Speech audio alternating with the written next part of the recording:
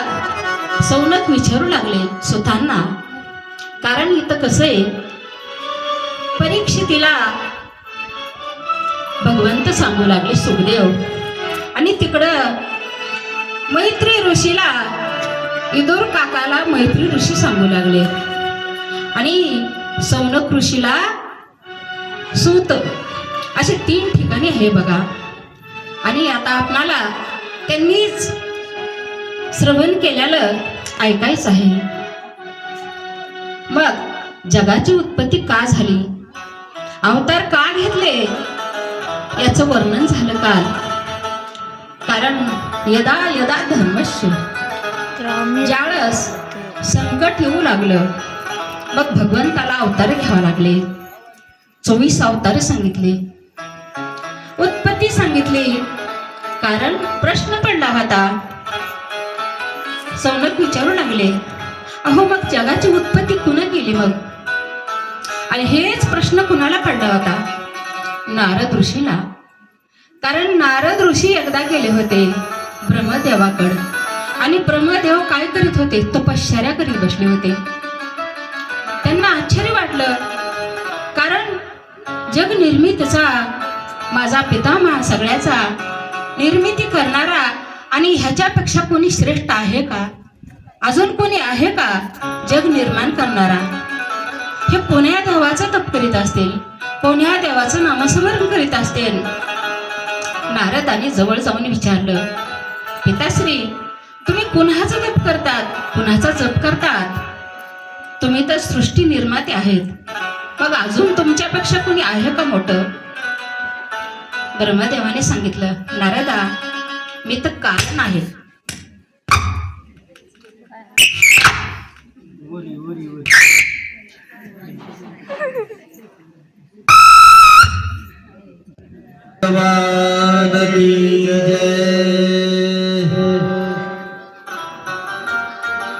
मग नारद ऋषी ब्रह्मदेवाला विचारू लागले, पिताश्री कोणाचं ध्यान करतायत. ब्रह्मदेव सांगू लागले, माझ्यापेक्षा सध्या अजून एक उत्पन्न करणारा दुसराच आहे. मी निमित्ताचं कारण आहे. कसं आहे, फिरत्या चाकावरी देशी मातीला आकार,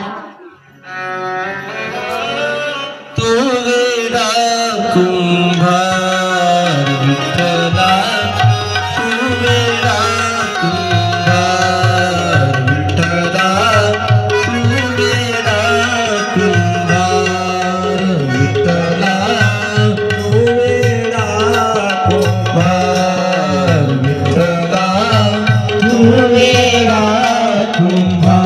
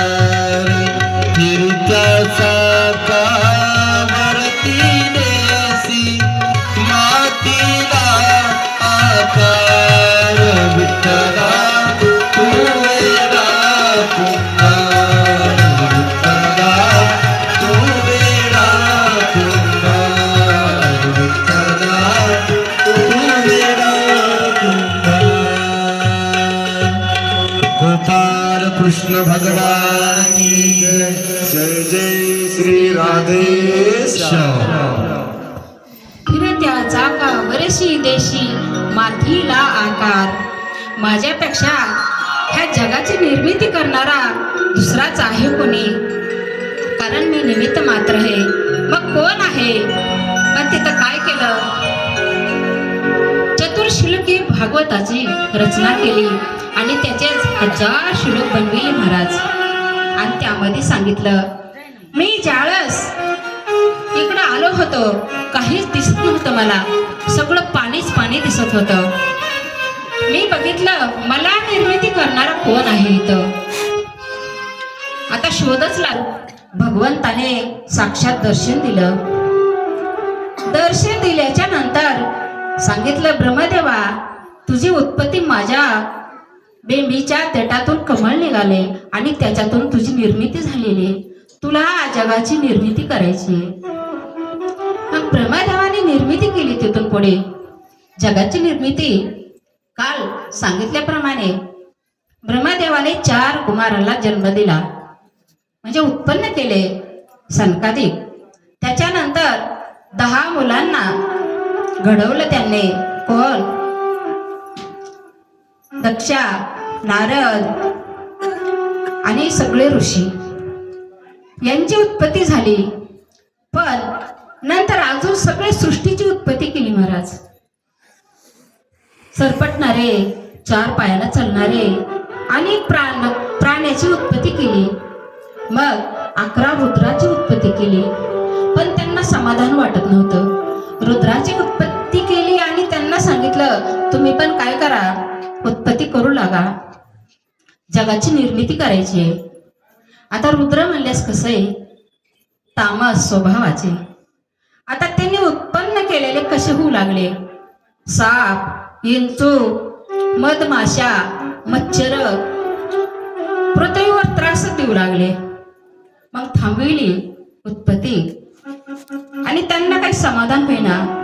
मग स्वतःच त्यांनी काय केलं, आपल्या डाव्या शरीरापासून शतरूपा आणि उजव्या शरीरापासून मनुचा जन्म झाला आणि तिथून पुढे मानवाची निर्मिती झाली महाराज. झाल्या विभूती, प्रस्तुती आणि 2 मुलं पण झाली महाराज त्यांच्या पुढे. कोणते? उत्तानपाद. उत्पत्ती अजून करायची होती, पण सांगितलं हे उत्पन्न केलेले ठेवायचे कुठं? कारण पृथ्वी जलमय झाली होती, सगळी पाणीच होतं ना. मग भगवंताकडे गेले आणि प्रार्थना केली. मग त्यावेळेस देवाने पहिला अवतार घेतला. कोणता? वराह. वराह भगवान की जय. आता त्याच्यानंतर परीक्षितीला भागवत का सांगितलं? सनकादिक आणि सूत महाराजाला प्रश्न केला. कुणे?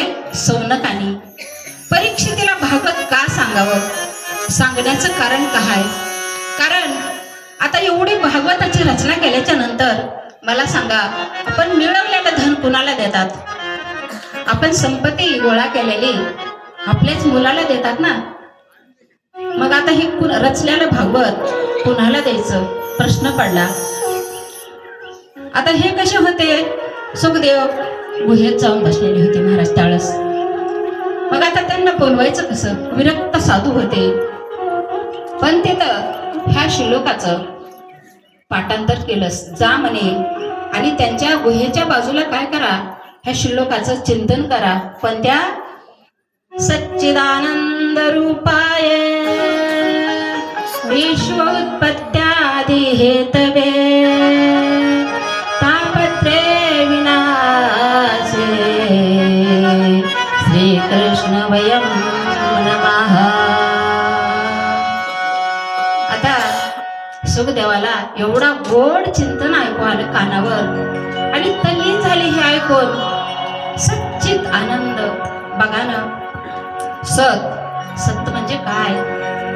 सत्य तू, सत्य तू, सत्य तू विठोबा.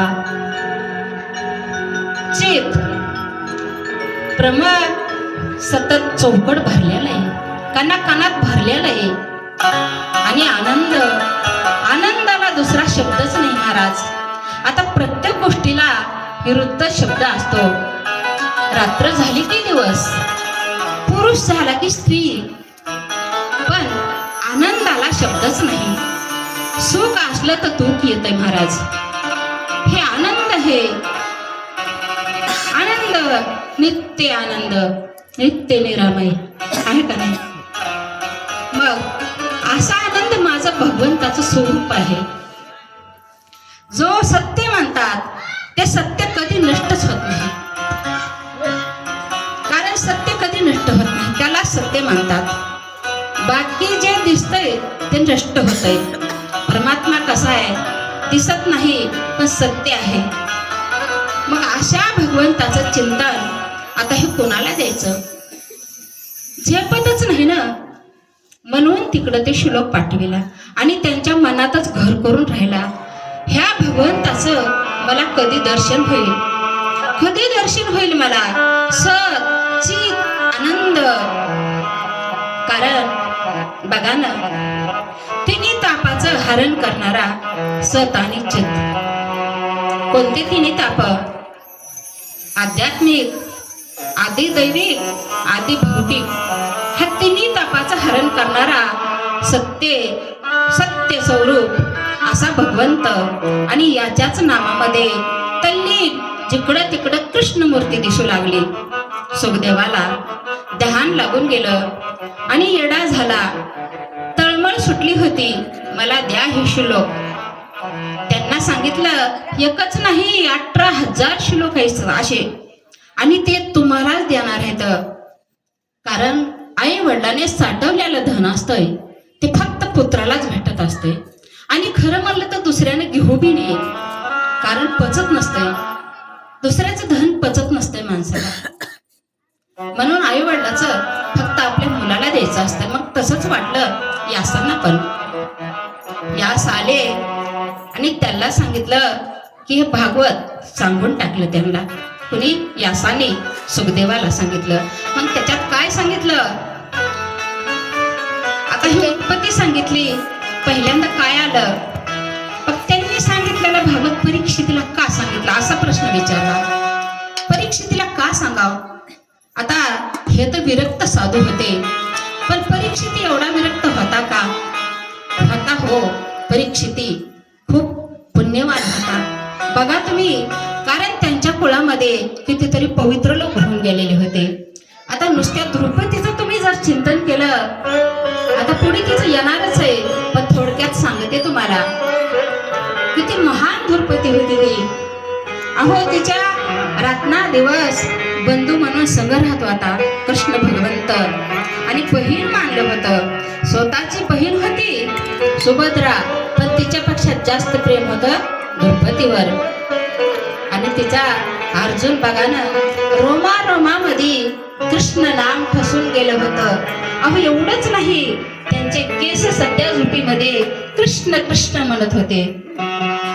एवढे तल्लीन झाले होते.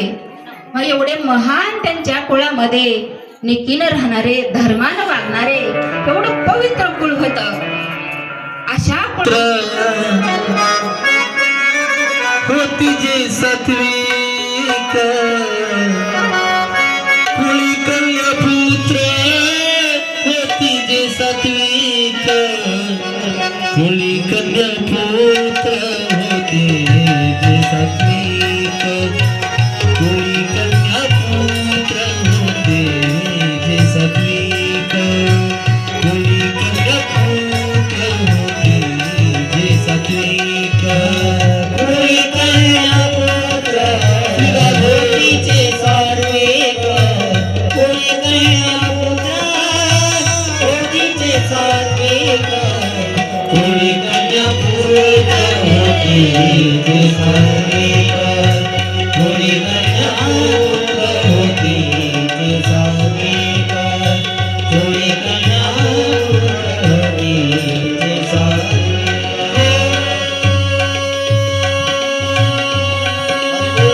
देवाचा हरीख वाटे देवा, देवाचा हरीख वाटे देवा, देवाचा हरीख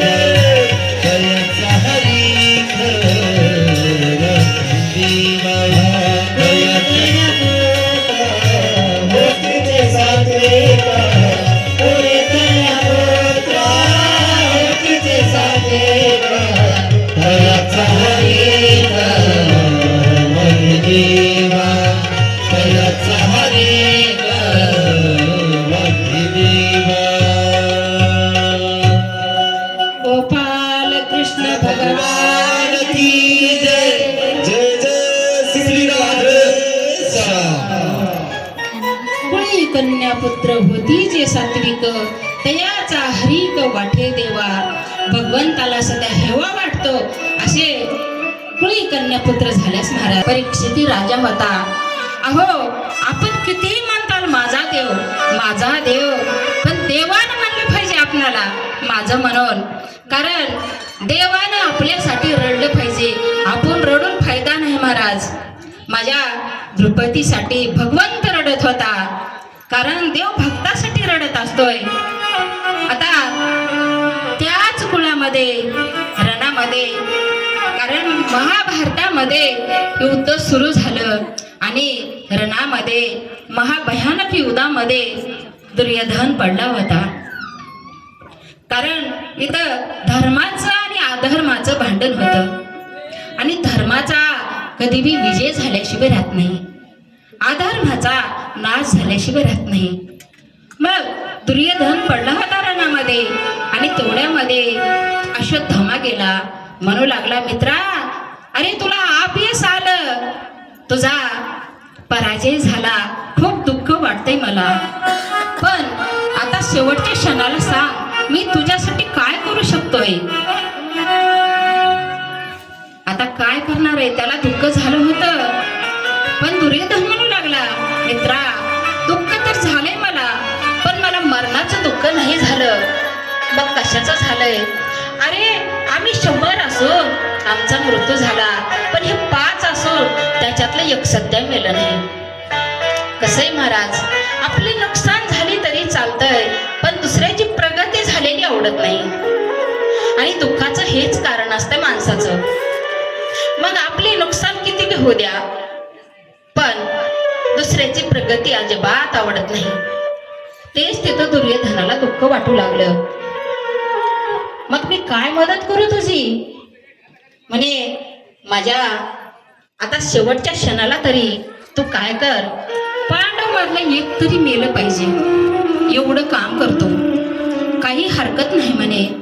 ही वेळ तेव्हाच आली असती, कारण मला सेनापती बनविलं असतं तर मी सर्व मारून टाकले असते. कारण त्याच्या पोटामध्ये क्रोध होता महाराज. त्याचे वडील कसे मारले होते हे माहित आहे सगळ्याला. त्याचाच बदला घ्यायचा होता त्याला. मग ते पोटामध्ये राग ठेवून म्हणू लागला, काही वेळ गेली नाही अजून बी, मला सेनापती बनवतो. आता राहिलंच होतं कोण, तेवढा शिल्लक राहिला होता आणि सर्व रानामध्ये मरून पडलेले होते. युद्ध संपत आलं होतं. सेनापती केलं आणि ते रात्रीची वेळ होती, युद्ध समाप्त झालं होतं. एवढत पडला होता दुर्योधन. हे देवाला कळून चुकलं होतं, कारण भांडण झालं आणि काही बी झालं तर तिथं थांबायचं नसतंय, काहीतरी घडल्याशिवाय राहत नसते तिथं. म्हणून हे देवाला कळालतं. आणि त्याच रात्री पांडवाला घेऊन भगवंत म्हणाले, चला आपण कोण्यातरी ऋषीचं दर्शन करून घेतो. देवा सनसनाट झालेला ह्या रणामध्ये कोणीच नाही आणि ह्या टायमाला भगवंत सांगू लागले, हा आता जायचंय, शांती लाभल. मग देव घेऊन गेले बर का श्रीकृष्ण पांडवांना. आणि त्याच रात्री पांडवाचे मुलं ह्यांच्या महालामध्ये झोपले. आणि ती संधी साधून अश्वत्थामाला काळोख अंधार पसरला होता. गिधाड बहत होते जिकडं तिकडं, भयानक कुत्रे भुकत होते. संधी साधून आला आणि रात्रीच्या टायमाला पांडव समजून काय केलं, कारण त्यांचे मुंडके तोडून टाकले आणि दंड ठेवले. असे मुंडके उचलले, त्यांच्या केसाला धरून एखादा फुगा नाही का दोऱ्याला बांधतो आणि आपण गुच्चा लेकराच्या हातात देतात. त्या पद्धतीने ते मुंडके घेऊन जाऊ लागला आणि दुर्योधनाला सांगितलं, मित्रा आनंदी हो, खुश झाला पाहिजेस तू. असं काम केलंय मी आतापर्यंत, जे झालं नाही ते समाधान तुला लाभणार आहे. दुर्योधनानं पाहिलं, खुश झाला तात्पुरता, दाखव म्हणला. मग एक एक मुंडका हातात घेऊन दाबू लागला जोरात. अहो सगळे मुंडके फुटले बर का, कारण त्यानं ओळखीलं नाही यशोदामा, अरे सगळ्याची मुंडकी फुटतील पण भीमाचं मुंडकं फुटणार नाही. कारण भीमानं 6 महिन्यापासून लोखंडाच्या पुतळ्यासंग युद्ध खेळून सराव केला होता. आणि एकदा पर्वतावर कुंती माता भीमाला घेऊन जाऊ लागली आणि भीम खाली पडला कडवरून तर पहाडाचा चुरा झाला होता. एवढा जबरदस्त भीम होता आणि त्याचं मुंडकं फुटलं असतं का? लक्षात आलं की हे पांडव नसून पांडवाचे मुलं हेत. आता कसं दुश्मन जरी असला तरी बाळ हत्या, स्त्री हत्या एवढं माहिती होतं करू नये म्हणून. आणि त्यांना सांगितलं, अरे तू काय केलंस? कारण आमच्या कुळाचा शेवटचा सहारा होत आहे. उद्या आमच्या कुळाला दर्पण कोण देणार आहे? आमचं पितृ कोण जीव घालणार आहे? तू काय केलंस? अनर्थ केलास. आमच्या कुळामध्ये कुणीच उरलं नाही, कारण हे शेवटचं होतं आणि तू त्याचा पण घात केलास. असं म्हणल्याच्या नंतर वाईट वाटू लागलं त्याला पण इकडं बघितलं उजळलं होतं. आणि द्रुपदीनं महालात जाऊन बघितलं, रक्ताचा सडा पडला होता आणि धंड होते. एका पण धंडावर मुंडकन होतं त्यांचं. आता त्या आईला काय वाटलं असेल? गहिवरून रडू लागले द्रुपदी. कुणी केलं माझ्या बाळाची हत्या? असं काय संकट आलं? काय पाप केलं होतं मी? भगवंता, अरे तू रात्रंदिवस आमच्या पाठीमागं असताना एवढं संकट आमच्यावर आलं. पण दोष देवाला देतच नव्हती, कारण तिला माहिती होतं हे कर्माचे फळं असतात.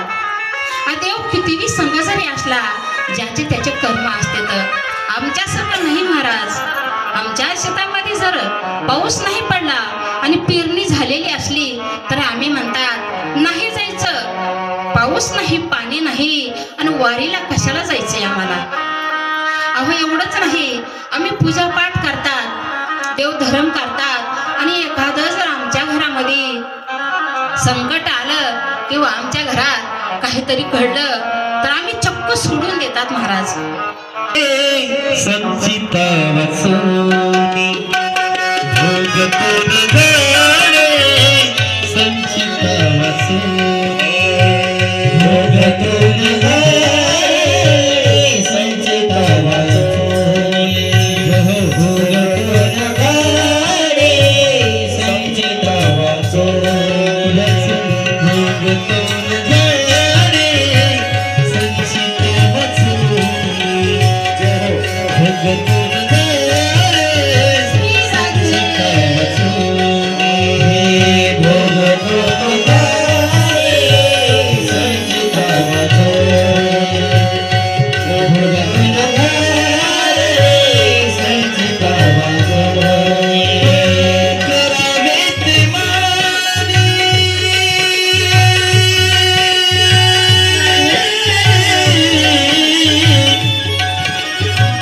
करावेत मानी समाधान, करावेत मानी समाधान, समाधान भोगतोन गाणे, संचिता वासोनी भोगतोन गाणे, संचिता वासोनी भोगतोन गाणे, संचिता वासोनी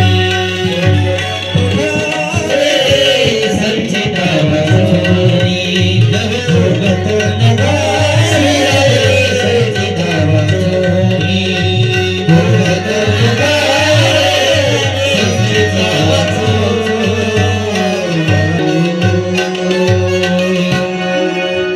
करावे ते माय. त्याच्यानंतर वडीत आणल्याच्या नंतर कोण म्हणू लागले ह्याला मारून टाका, कोणी म्हणू लागले ह्याची काय करायची त्या. सगळ्यांना विचारलं काय करायचं? मारून टाका, दंड द्या. सगळ्यांचा विचार घेतला, एकच होतं, सजा द्या, दंड द्या, मारून टाका. द्रुपदीला विचारलं काय करायचंय? द्रौपदी म्हणाले, हे बघा सोडून द्या. ते म्हणले, अगं द्रौपदी, तुला काय वेळ लागले का काय? तुझ्या पोटचे 5 गोळे मारून टाकले त्यानं आणि तू म्हणतीस की सोडून द्या. नाही हो, सोडून द्या. कारण का, आईचं हृदय होत, आई होती ही. आईचं हृदय किती कोमल असते हो. अहो, मुलं कितीही असू द्या, खराब असू द्या, आई कधीच म्हणणार नाही की माझे मुलं खराब आहेत. मी अनेक ठिकाणी जाते आणि अनेक ठिकाणी बघते बर का, ह्या कीर्तनाच्या माध्यमातून, भागवताच्या माध्यमातून मला जावं लागतं आणि मी विचारित असते, अहो तुम्ही दिसताय मला, नाना प्रकार खाऊ घालतात, रांगोळ्या, फुलं उधळीतात, पण माता पिता दिसत नाही तो तुमचे कुठे येत? ते सांगतात आहेत, ते समोरच्या घरी येत. अहो, त्यांना लेकरापासून कसं लांब राहावं वाटतं? नाही, तसं काहीच नाही म्हणे. एक खिडकी सोडलेली आहे आणि त्या खिडकीतून आमचे आई वडील रोज बघतात हो आमच्याकडं. हे ड्युटीला जायच्या टायमाला उभं टाकतात खिडकीच्या बाजूला आणि रोज त्यांना बघितल्याशिवाय जेवण करीत नाहीत. बघा, लांब ठेवले तरी म्हणजे किती अंतकरण चांगलं. मग हेच अंतकरण माझ्या द्रौपदीचं होतं. कारण आईशी कळवळ्याची भक्ती करीला भाग. आई माझी मानसा सागर दिला तिने